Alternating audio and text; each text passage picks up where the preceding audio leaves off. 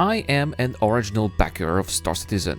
I created my account and got my first pledge in November of 2012, and this project has kept me hyped and busy ever since. I love following its development, trying out new features and bug fixes in the PTU servers, and I just never grow tired of the immersion and jaw-dropping sights the title has to offer. To me, there is just nothing like Star Citizen in the video gaming industry, and given how expensive and difficult this game has been to make, it's also not too difficult or too crazy to assume that there might not ever been anything like this ever made. That is, unless Elon Musk or Jeff Bezos decide to spend $1 billion on a similar project, right? So yes, I love Star Citizen, but at the same time, I am also not blind to its flaws and poor designs, and that is going to be the topic of this video. Also, before we start, a quick disclaimer here: we will only mention designs that do not have any scheduled rework, so for example, the star map will not be mentioned in this video.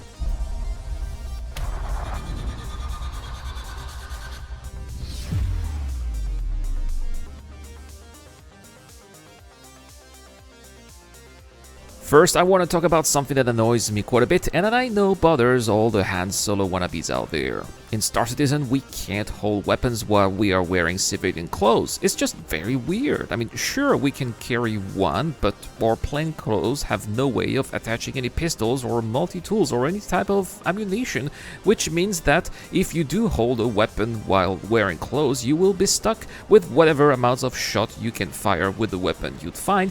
And that would be if, of course, you would have to keep on fighting. You would have to find another loaded weapon somewhere eventually to finish your task. And while this current design is annoying, I still think that CIG can easily remedy this by creating a belt that can carry ammunition, or at least one or two pistols. And I can also see some bandoliers that we could wear over our shoulders, also for extra ammunition too. And I also think that this could be a nice perk, right? For example, if you wear clothes and a bandolier or some belt, you would have ammunition but no armor, then vice versa. If you're wearing armor, you would have some protection but less ammunition. I think that this could be a very nice balancing design at the same time.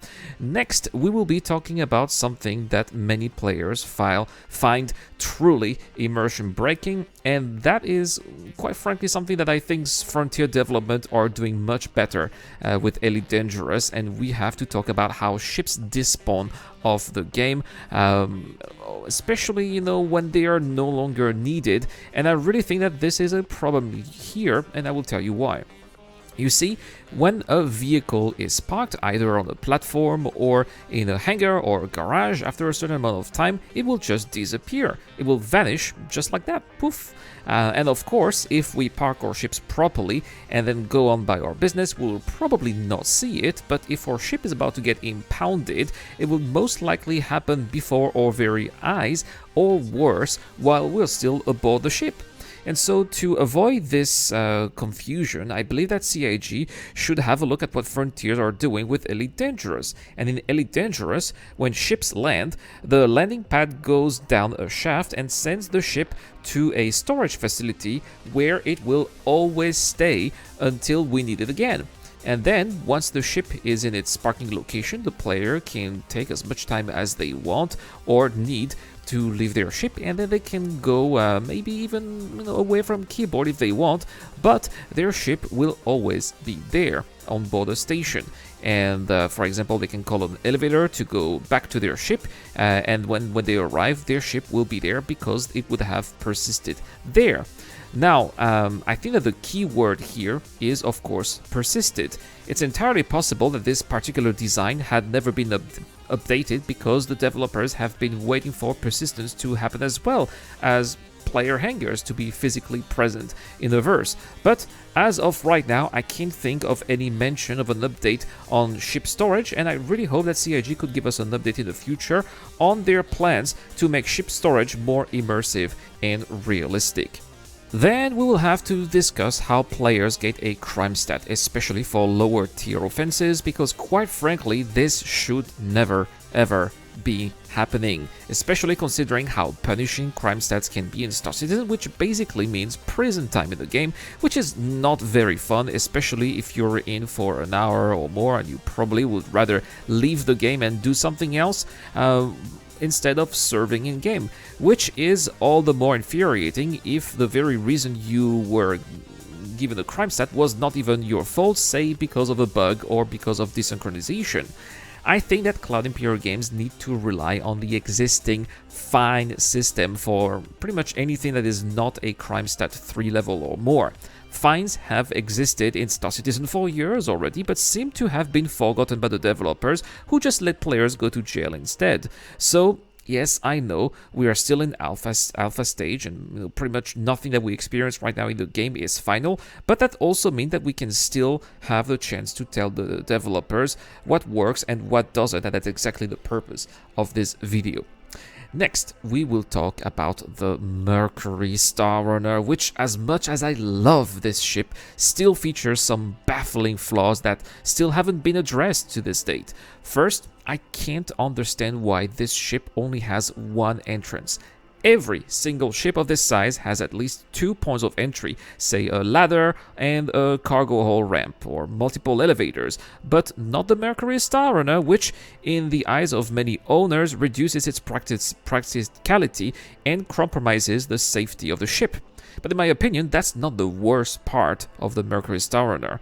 Its most terrible design, in my eyes, is its mini elevators, which, quite frankly, nobody uses. I mean, we all climb directly to the upper deck or jump down from it.